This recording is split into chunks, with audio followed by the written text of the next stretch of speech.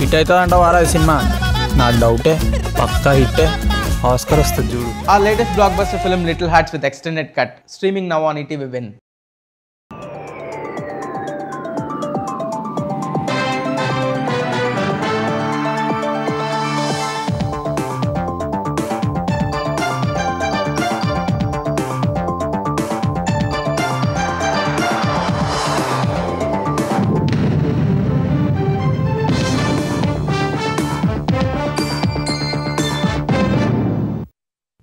నమస్కారం ఈటీవీ న్యూస్కు స్వాగతం. ముఖ్యాంశాలు. తెలంగాణలో ఎంపీటీసీ జెడ్పీటీసీ ఎన్నికలకు మొదలైన నామినేషన్లు. తొలి విడత పోలింగ్ జరిగే స్థానాల్లో పత్రాలు సమర్పిస్తున్న అభ్యర్థులు. స్థానిక ఎన్నికల్లో అనుసరించాల్సిన వ్యూహంపై నేతలకు రేవంత్ దిశానిర్దేశం. రిజర్వేషన్ల దామాషా ప్రకారం అభ్యర్థుల ఎంపికకు ఆదేశం.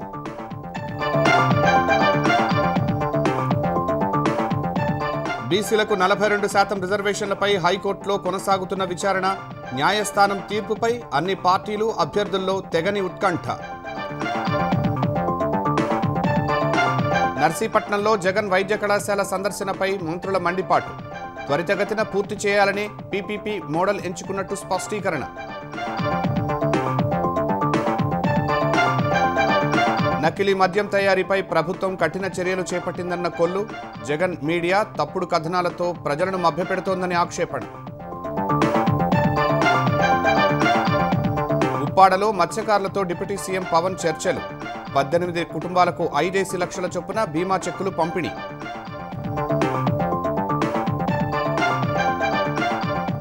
ద్వైపాక్షిక సంబంధాల బలోపేతానికి భారత్ బ్రిటన్ నిర్ణయం. ముంబైలో ఇరు దేశాల ప్రధానుల భేటీ. సాంకేతిక భాగస్వామ్యంపై చర్చలు. అంతర్జాతీయ అనిశ్చిత పరిస్థితులతో తగ్గిన భారత కుబేరుల సంపద. 9% క్షీణించినట్టు ఫోర్బ్స్ వెల్లడి. అగ్రస్థానంలో ముఖేష్ అంబానీ.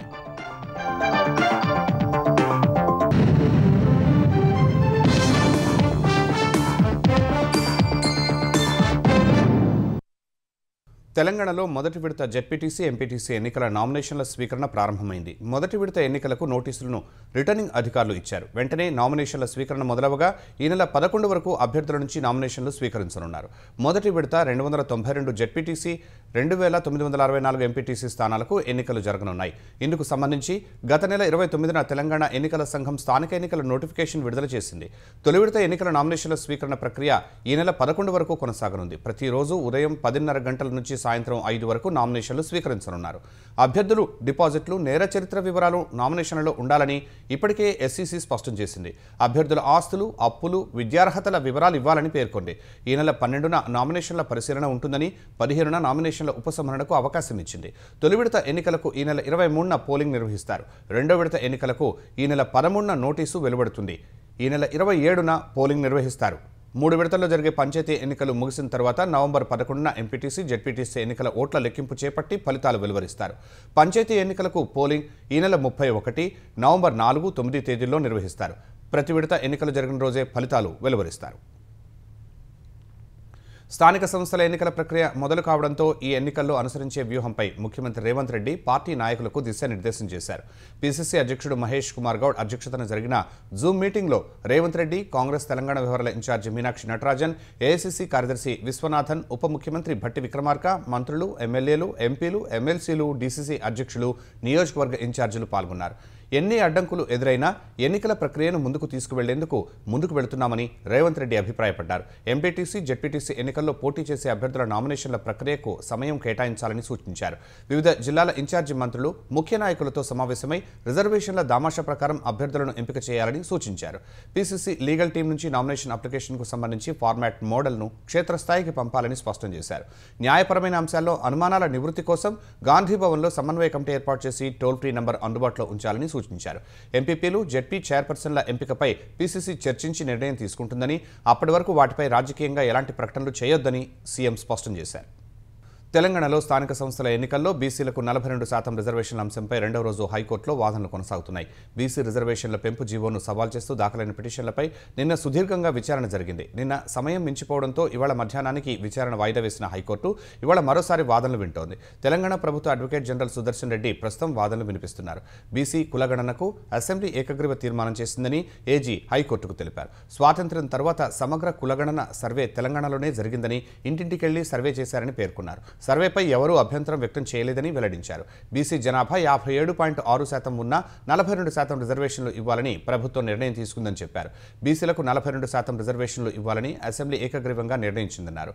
బీసీల్లో రాజకీయ వెనుకబాటుతనం ఉందని అసెంబ్లీ గుర్తించి తీర్మానం చేసిందన్నారు. గ్రామీణ పట్టణ స్థానిక సంస్థల్లో 42% ఇవ్వాలని అసెంబ్లీ నిర్ణయించిందని ఏజీ తెలిపారు. గడువులోగా గవర్నర్ బిల్లును ఆమోదించకపోతే చట్టంగా భావించాల్సి ఉంటుందని తమిళనాడు ప్రభుత్వం సుప్రీం తీర్పు ప్రకారం నోటిఫై చేయాల్సిన అవసరం లేదన్నారు. అసెంబ్లీ చేసిన చట్టానికి సుప్రీంకోర్టు ఆదేశాల ప్రకారం సూత్రప్రాయ ఆమోదం ఉందని ఏజీ తెలిపారు. ప్రస్తుతం హైకోర్టులో వాదనలు కొనసాగుతున్నాయి. గ్రేటర్ హైదరాబాద్ పరిధిలో బస్ ఛార్జీల పెంపుపై బీఆర్ఎస్ చేపట్టిన ఆందోళన ఉద్రిక్తతలకు దారితీసింది. ఛార్జీల పెంపు నిర్ణయాన్ని వెనక్కి తీసుకోవాలని బీఆర్ఎస్ కార్యనిర్వాహక అధ్యక్షుడు కేటీఆర్, మాజీ మంత్రులు హరీష్ రావు, తలసాని పద్మారావు, సబితా ఇంద్రారెడ్డి హైదరాబాద్ పరిధిలోని బీఆర్ఎస్ ఎమ్మెల్యేలు బస్ భవన్కు వచ్చారు. మెహదీపట్నం నుంచి ఆర్టీసీ బస్సులో బస్ భవన్కు హరీష్ రావు రాగా, సికింద్రాబాద్ రేతిఫైల్ బస్టాండ్ నుంచి కేటీఆర్, తలసాని పద్మారావులు వచ్చారు. వారి వెంట పెద్ద సంఖ్యలో వచ్చిన బీఆర్ఎస్ కార్యకర్తలు బస్ భవన్లోకి వెళ్లేందుకు ప్రయత్నించగా పోలీసులు వారిని అదుపులోకి తీసుకుని అక్కడి నుంచి తరలించారు. తర్వాత ఆర్టీసీ ఎండీ నాగిరెడ్డిని కలిసిన బీఆర్ఎస్ నేతలు ఛార్జీల పెంపు నిర్ణయాన్ని వెనక్కి తీసుకోవాలని వినతి పత్రం ఇచ్చారు. ఆర్టీసీలో నెలకొని ఉన్న పలు సమస్యలను ఆయన దృష్టికి తీసుకొచ్చారు. ఆర్టీసీని ప్రైవేటు పరం చేయమని ఎండీ రాసిస్తారా అంటూ కేటీఆర్ వ్యాఖ్యానించారు. ప్రైవేటు పరం చేయమని ఎండీ మౌఖికంగా చెప్పారు. ఇప్పటికే ఎలక్ట్రిక్ బస్సులను ప్రైవేటుకు అప్పగించిన కాంగ్రెస్ సర్కార్ ఆర్టీసీని ప్రైవేటు పరం చేసేందుకు కుట్ర చేస్తోందని కేటీఆర్, హరీష్ రావు ఆరోపించారు. కార్గో సేవలు కేసీఆర్ గారు ప్రారంభించి సంవత్సరానికి 100 కోట్ల రూపాయలు వచ్చే విధంగా, ఆర్టీసీకి లాభాలు వచ్చే విధంగా వారు తయారు చేస్తే కేసీఆర్ ప్రభుత్వం మీరు రాగానే నెలకు 3 కోట్ల రూపాయలకు ప్రైవేట్ పరం చేసినారు. భవిష్యత్తులో ఆర్టీసీని కూడా ప్రైవేట్ పరం చేయాలని కుట్ర కనబడతా ఉన్నది.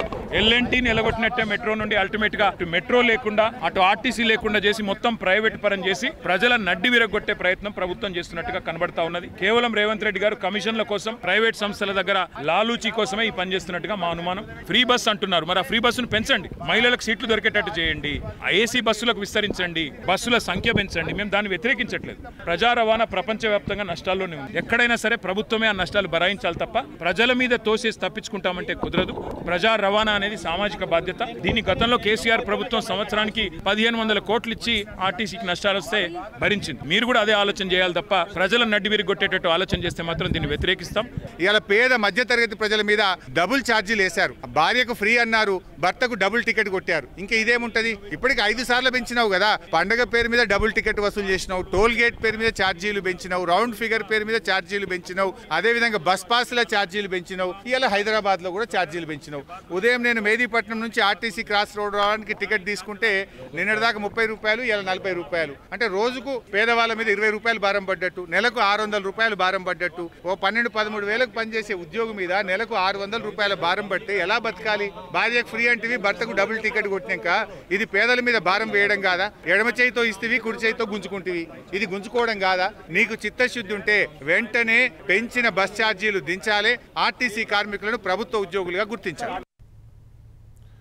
వైసీపీ అధ్యక్షుడు జగన్ అనకాపల్లి జిల్లా మాకవరపాలెం మండలం భీమబోయినపాలెం ప్రభుత్వ వైద్య కళాశాలను సందర్శనకు వెళ్లిన వేళ ఆయనపై మంత్రులు, తెలుగుదేశం నేతలు మండిపడుతున్నారు. 5 ఏళ్ల పాలనలో మెడికల్ కాలేజీలను పట్టించుకోకుండా ఇప్పుడు హడావుడి చేస్తున్నారని వైద్యారోగ్య శాఖ మంత్రి సత్యకుమార్ విమర్శించారు.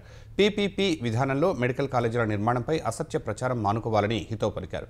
మెడికల్ కాలేజీలను త్వరితగతిన పూర్తి చేయాలని పీపీపీ విధానాన్ని ఎంచుకున్నట్లు మంత్రి స్పష్టం చేశారు. ప్రజలను రెచ్చగొట్టేలా బల ప్రదర్శనకే జగన్ పర్యటన చేస్తున్నారని సత్యకుమార్ మండిపడ్డారు. గతంలో అనేక ప్రాంతాల్లో జగన్ పర్యటనలు ఎలా సాగాయో చూశామని గుర్తు చేశారు. యాజమాన్య హక్కులు ప్రభుత్వం వద్దే ఉన్నప్పుడు పీపీపీ విధానంలో వచ్చిన నష్టం ఏంటో జగన్ చెప్పాలని సత్యకుమార్ యాదవ్ నిలదీశారు. జగన్మోహన్ రెడ్డి గారికి లక్షల కోట్లు వ్యాపారం చేసే జగన్మోహన్ రెడ్డి గారికి ప్రైవేటైజేషన్ కి, పీపీపీకి, పబ్లిక్ ప్రైవేట్ పార్ట్నర్షిప్ కి తేడా తెలియదంటే ఎవరు నమ్మరు. కానీ పదే అబద్ధాలు మాట్లాడుతూ తన సొంత పత్రికలు గానీ, ఛానళ్లు గానీ పదే అసత్యాలను ప్రచారం చేస్తూ ఇవాళ ఒక గందరగోళ వాతావరణం సృష్టించే ప్రయత్నం చేస్తున్నారు. ఇవాళ మేము అనేక సందర్భాల్లో అడిగాం, రండి దీని మీద బహిరంగ చర్చకు రండి, అసెంబ్లీకి రండి, మాట్లాడదామంటే జగన్మోహన్ రెడ్డి రాకుండా ముఖం చాటేశారు. కొన్ని మందబలం ఉన్న మండలి నుంచి కూడా వాకౌట్ చేసి పారిపోయిన ఉదాహరణ రాష్ట్ర ప్రజలందరూ కూడా చూశారు. దీంట్లో ఒకటే స్పష్టమవుతుంది దీనివల్ల, ఎందుకంటే వారి వాదనలో పసలేదు, వారు చేస్తున్న ప్రచారంలో నిజాయితీ లేదన్న విషయం రాష్ట్ర ప్రజలు ఇవాళ గుర్తించారు. అయినప్పటికీ కూడా పరిస్థితిని అర్థం చేసుకోకుండా కేవలం అబద్ధాలని ఆలంబనగా ఇవాళ అధికారంలో వచ్చిన జగన్మోహన్ రెడ్డి మళ్ళీ దాన్ని కొనసాగిస్తూ ప్రతిపక్షంలో కూడా అదే తీరుని ప్రదర్శిస్తున్నారు. అనకాపల్లి జిల్లా నర్సీపట్నం నియోజకవర్గంలో అసంపూర్ణంగా ఉన్న మెడికల్ కాలేజీ సందర్శనకు వెళుతున్న వైసీపీ అధినేత జగన్ పర్యటనను నిరసిస్తూ నర్సీపట్నంలో పలు ఫ్లెక్సీలు ఏర్పాటు చేశారు. వైసీపీ ప్రభుత్వ హయాంలో మృతి చెందిన డాక్టర్ సుధాకర్ ఫోటోలతో ఫ్లెక్సీలను ఏర్పాటు చేయడం చర్చనీయాంశమైంది. సుధాకర్ మరణాన్ని నిరసిస్తూ నియోజకవర్గంలో ఆందోళనకు దిగిన దళిత సంఘాలు అందుకు క్షమాపణ చెప్పిన తర్వాతే జగన్ నర్సీపట్నం రావాలని డిమాండ్ చేశారు. నకిలీ మద్యం తయారీ విషయంలో కూటమి ప్రభుత్వం చాలా సీరియస్గా ఉందని ఎక్సైజ్ శాఖ మంత్రి కొల్లు రవీంద్ర తెలిపారు. ఈ వ్యవహారంలో తెనాలికి చెందిన కొడాలి శ్రీనివాసరావు, తమ్మళ్లపల్లెకు చెందిన జయచంద్రారెడ్డికి సంబంధం ఉన్నట్లు గుర్తించామని వెల్లడించారు. ఎన్టీఆర్ జిల్లా ఇబ్రహీంపట్నానికి చెందిన జనార్దన్ అనే వ్యక్తి షాపులపైన తనిఖీలు చేసినట్లు వివరించారు. నిర్లక్ష్యం వహించిన అధికారులపై వెంటనే చర్యలు తీసుకున్నట్లు స్పష్టం చేశారు. అయినప్పటికీ నకిలీ మద్యం విషయాన్ని కూడా ప్రతిపక్షం రాజకీయం చేయడం దారుణమని మండిపడ్డారు. నకిలీ మద్యంపై విష ప్రచారానికి జగన్ పూనుకున్నారని దుయ్యబట్టారు. ఏ కారణంతో చనిపోయినా నకిలీ మద్యంతో ముడిపెట్టి సొంత మీడియాలో జగన్ విష ప్రచారం చేస్తున్నారని ఆగ్రహం వ్యక్తం చేశారు. సామాజిక మాధ్యమాల్లో తప్పుడు కథనాలను సహించబోమని మంత్రి హెచ్చరించారు. తప్పుడు కథనాలపై విచారణ జరిపించి నిజానిజాలు నిగ్గు తేలుస్తామని కొల్లు రవీంద్ర తేల్చి చెప్పారు. వచ్చిన తర్వాత చాలా స్ట్రిక్ట్ గా ఎన్ఫోర్స్మెంట్ ని పకడ్బందీగా అమలు చేస్తున్నాం. దానివల్ల బోర్డర్ డిస్ట్రిక్ట్స్ లో ప్రభుత్వానికి గతంలో పక్క రాష్ట్రాలకు వెళ్ళినటువంటి పరిస్థితి ఉంటే ఇవన్నీ కూడా మనకి రావడం వల్ల బోర్డర్ డిస్ట్రిక్ట్ లో 30 to 40% పైనే గ్రోత్ వచ్చింది.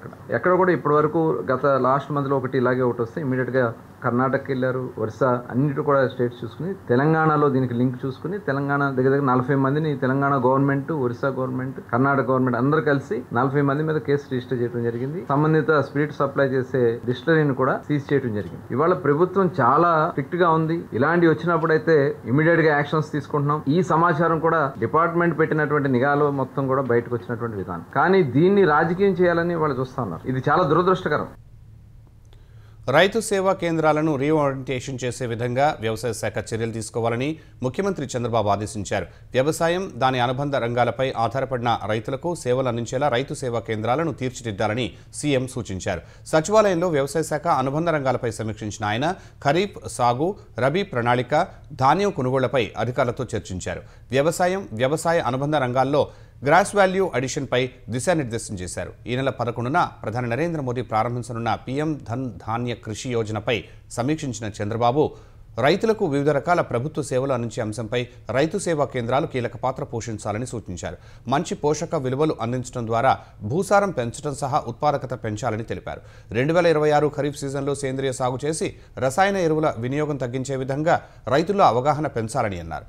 ఎలాంటి మార్పులు జరగాలన్నా క్షేత్రస్థాయిలో ఉండేవారికి పూర్తి అవగాహన ఉండేలా చూడాలన్నారు. భూసారం పెంచే పోషకాల విషయంలో లోపాలను సవరించి తదుపరి ప్రణాళికలు చేసుకోవాలని ఆదేశించారు. భారత్ యూకే భాగస్వామ్యం విశ్వసనీయమైనది, నైపుణ్యం, సాంకేతికతలకు ఆధారమైనదని ప్రధాని నరేంద్ర మోదీ స్పష్టం చేశారు.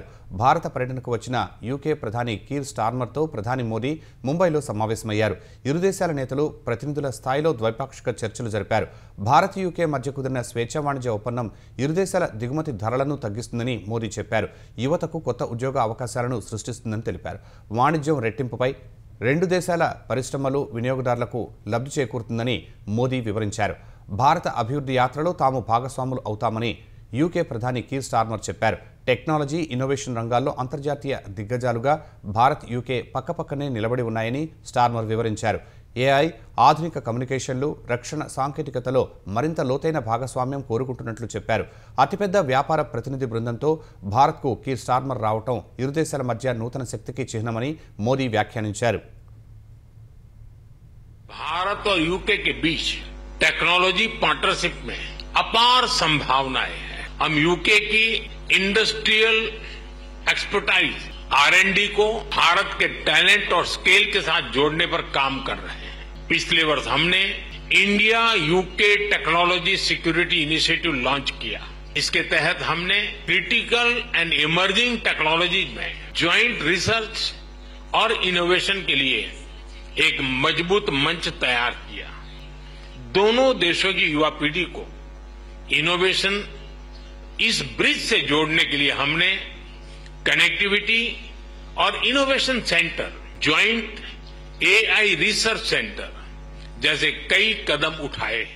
India's growth story is remarkable. I want to congratulate the Prime Minister on his leadership, aiming to be the world's third largest economy by 2028. And your vision of Vikrat Bharat is to completely develop the country by 2047. And everything I've seen since I've been here is absolute proof to me that you're on track to succeed in that. So we want to be partners on that journey. And my visit this week is about doubling down on the potential of our trade deal for the benefit of all of us. Donald Trump ప్రతిపాదించిన శాంతి ప్రణాళిక తొలి దశలో భాగంగా Hamas Israel మధ్య ఒప్పందాన్ని ప్రధాని నరేంద్ర మోదీ స్వాగతించారు. ఈ ఒప్పందం ప్రకారం ఇజ్రాయెల్ హమాస్ పోరాటాన్ని నిలిపివేసేందుకు అంగీకరించడంపై మోదీ హర్షం వ్యక్తం చేశారు.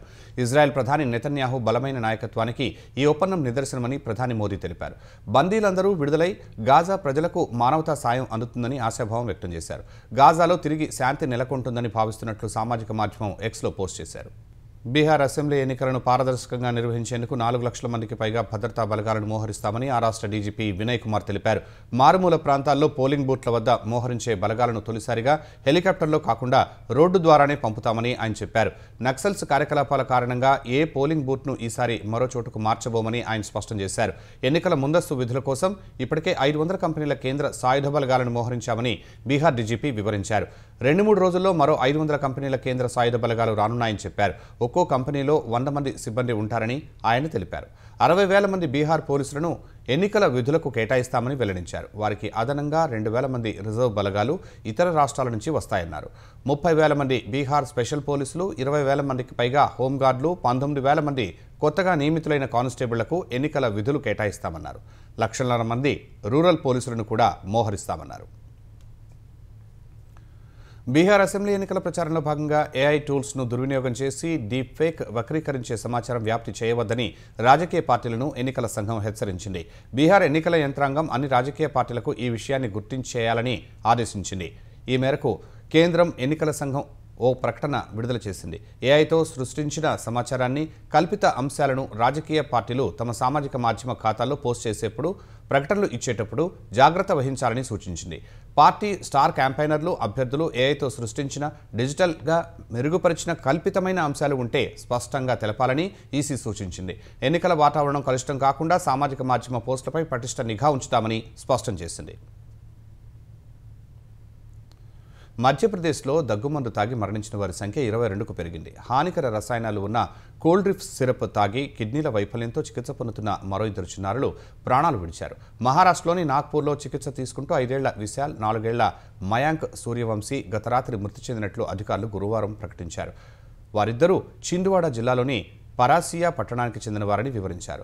చింద్వాడ జిల్లాకు చెందిన మరికొందరు పిల్లలకు కూడా నాగ్పూర్లో చికిత్స జరుగుతోంది. మరోవైపు హానికరమైన దగ్గుమందు కోల్డ్ డ్రిప్ సిరప్ తయారు చేసిన ఫార్మా కంపెనీ యజమానిని మధ్యప్రదేశ్ పోలీసులు అరెస్టు చేశారు.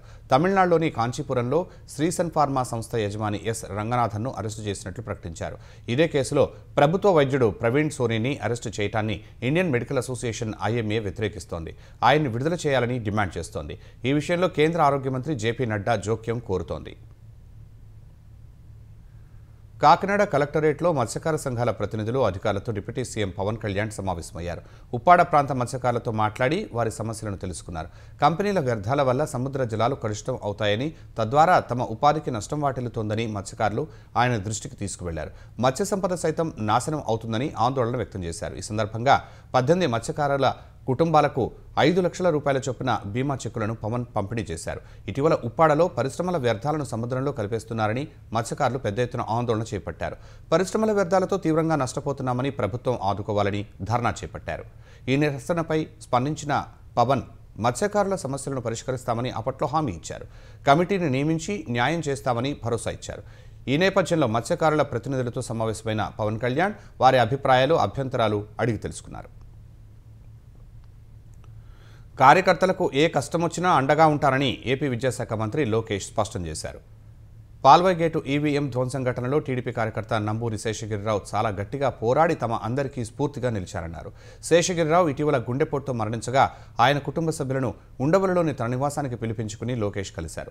మాచర్ల నియోజకవర్గంలో పాల్వాయి గేటు పోలింగ్ కేంద్రంలో వైసీపీ నేత పిన్నెల్లి ఈవీఎం ధ్వంసం చేస్తూ ఉంటే నంబూరి శేషగిరిరావు ఎదురు తిరిగి పోరాడారని లోకేష్ గుర్తు చేసుకున్నారు. శేషగిరిరావు కుటుంబ సభ్యుల యోగక్షేమాలు అడిగి తెలుసుకున్నారు. అన్ని విధాలా అండగా ఉండి ఆదుకుంటామని హామీ ఇచ్చారు. కుటుంబ బాధ్యతను వ్యక్తిగతంగా తాను తీసుకుంటానని లోకేష్ భరోసా ఇచ్చారు. కలిసామండి. మేము చాలా బాగా మాకు రెస్పాండ్ అయ్యారు. మేము మా కుటుంబానికి అండగా ఉండమని అడిగాము. ఖచ్చితంగా ఏ విధంగా సాయం చేస్తానని చెప్పారు. మా కుటుంబానికి అండగా ఉంటానని చెప్పారు. అంతేకాకుండా సార్ మమ్మల్ని అపాయింట్మెంట్ ఇచ్చింది కానివ్వండి, కలిసిన విధానం కానివ్వండి, నిజంగా చాలా ఉన్నతంగా ఆయన యొక్క వ్యక్తిత్వాన్ని గురించి చెప్పడం చూడడం అనేది చాలా బాగా నచ్చింది సార్. మాకు పార్టీ గురించి చేసినందుకు నా భర్త నంబూరి శేషగిరిరావు గారి గురించి చాలాసార్లు అడిగారు. దానికి ఫలితంగా నా పిల్లలకి మాకు ఏదో ఒక దారి చూపిస్తామని చెప్పారు. పార్టీ అండగా ఉంటుందని చెప్పారు. కడప జిల్లాలో ఆర్టీసీ అద్దె బస్సు డ్రైవర్లు నిరసనను విరమించారు. ఉదయం నుంచి బస్సులు యథావిధిగా నడుస్తున్నాయి. 3 రోజుల కిందట దువ్వూరు వద్ద బస్సు ఆపలేదంటూ ఆర్టీసీ అద్దె బస్సు డ్రైవర్పై ప్రయాణికులు దాడి చేశారు. ఇందుకు నిరసనగా బస్సులను డ్రైవర్లు ఎక్కడికక్కడ నిలిపేశారు. జిల్లా వ్యాప్తంగా దాదాపు 225 బస్సు సర్వీసులు నిలిచిపోవడంతో ప్రయాణికులు తీవ్ర ఇబ్బందులు పడ్డారు. తమకు రక్షణ కల్పించాలని అద్దె బస్సు డ్రైవర్లు డిమాండ్ చేశారు. ప్రతి మార్గంలో దాడులు చేస్తూ పోతే ఎలా బస్సులను నడపాలని ప్రశ్నించారు. బస్సు డ్రైవర్ల ఆందోళనపై స్పందించిన మంత్రి మండిపల్లి రాంప్రసాద్ రెడ్డి ఉదయం ఆర్టీసీ ఆర్ఎంతో డ్రైవర్లు చర్చలు జరిపారు. డ్రైవర్లపై దాడులు జరగకుండా చర్యలు చేపడతామని హామీ ఇవ్వగా డ్రైవర్లు నిరసనను విరమించి యథావిధిగా విధుల్లో పాల్గొన్నారు. దేశంలోని టాప్ 100 కుబేర్ల జాబితాలో ప్రముఖ పారిశ్రామికవేత్త ముఖేష్ అంబానీ మరోసారి అగ్రస్థానంలో కొనసాగుతున్నారు. ఈ ఏడాదికి సంబంధించి 100 మంది దేశీయ కుబేర్లతో ఫోర్బ్స్ విడుదల చేసిన జాబితాలో ముఖేష్ అంబానీ $105 బిలియన్ సంపదతో అగ్రస్థానంలో ఉన్నారు. అయితే గత ఏడాదితో పోలిస్తే ముఖేష్ అంబానీ సంపద 12% క్షీణించినట్టు ఫోర్బ్స్ తెలిపింది. అదానీ గ్రూప్ అధినేత గౌతమ్ అదానీ $92 బిలియన్ సంపదతో 2వ స్థానంలో ఉన్నారు. ఓపీ జిందాల్ గ్రూప్నకు చెందిన సావిత్రి జిందాల్ 3వ స్థానంలో ఉంటే టెలికాం దిగ్గజం సునీల్ మిత్తల్ 4వ ర్యాంకు కైవసం చేసుకున్నారు. టెక్ బిలియనియర్ శివ నాడార్ 5వ స్థానంలో నిలిచారు. ఈ ఏడాది 100 మంది దేశీయ కుబేర్ల సంపద విలువ 9% పడిపోయినట్టు ఫోర్బ్స్ అంచనా వేసింది. ప్రస్తుతం ఈ 100 మంది సంపద $1 ట్రిలియన్ తగ్గినట్టు పేర్కొంది. రూపాయి బలహీనపడటం, అంతర్జాతీయంగా నెలకొన్న ఆర్థిక అనిశ్చితి కారణంగానే 100 మంది కుబేర్ల సంపదలో క్షీణత నమోదైనట్టు ఫోర్బ్స్ తెలిపింది. ఆర్థిక సమాచారం, విశ్లేషకులు, స్టాక్ ఎక్స్చేంజీలు, నియంత్రణ సంస్థల నుంచి సేకరించిన వివరాలతో సంపద విలువను అంచనా వేసినట్లు ఫోర్బ్స్ తెలిపింది. సుప్రీంకోర్టు ప్రధాన న్యాయమూర్తి జస్టిస్ బిఆర్ గవాయ్పై దాడికి యత్నించిన న్యాయవాది రాకేష్ కిషోర్ సభ్యత్వాన్ని సుప్రీంకోర్టు బార్ అసోసియేషన్ రద్దు చేసింది. ఇకపై కోర్టు ప్రాంగణంలోకి కూడా ప్రవేశించకుండా ఆయన ఎంట్రీ కార్డును రద్దు చేసింది. తాజా ఉత్తర్వులు తక్షణమే అమల్లోకి వస్తాయని సుప్రీంకోర్టు బార్ అసోసియేషన్ వెల్లడించింది. న్యాయవాది రాకేష్ కిషోర్ ప్రవర్తన స్వతంత్ర న్యాయ వ్యవస్థపై జరిగిన ప్రత్యక్ష దాడిగా బార్ అసోసియేషన్ అభివర్ణించింది. వృత్తిపరమైన నీతి, మర్యాద, సుప్రీంకోర్టు గౌరవాన్ని తీవ్రంగా ఉల్లంఘించడమేనని పేర్కొంది.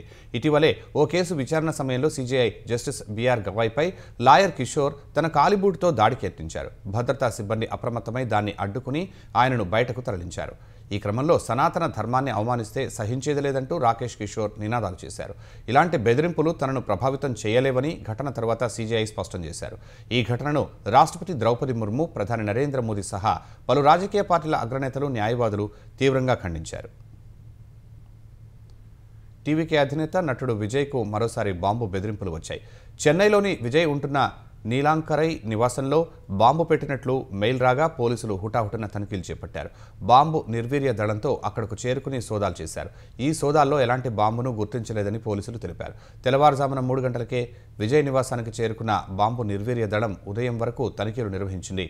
మొదటి ఇంటి బయట తనిఖీలు చేసిన పోలీసులు నటుడు విజయ్ నిద్రలేచిన తర్వాత ఆయన ఇంట్లో బాంబు డిటెక్టర్, జాగిలాలతో సోదాలు చేశారు. ఎలాంటి అనుమానాస్పద వస్తువు కనిపించకపోవడంతో ఊపిరి పీల్చుకున్నారు. మెయిల్ వచ్చిన ఐడిని గుర్తించే పనిలో ఉన్నట్లు పోలీసులు తెలిపారు. ఉత్తరాఖండ్లో తాజాగా మంచు వర్షం కురుస్తోంది. ఫలితంగా ఎత్తైన ప్రాంతాలన్నీ మంచుతో నిండి ధవళ వర్ణంలో కనువిందు చేస్తున్నాయి. మంచు వర్షం కారణంగా అనేక ప్రాంతాల్లో ఉష్ణోగ్రతలు పడిపోయాయి.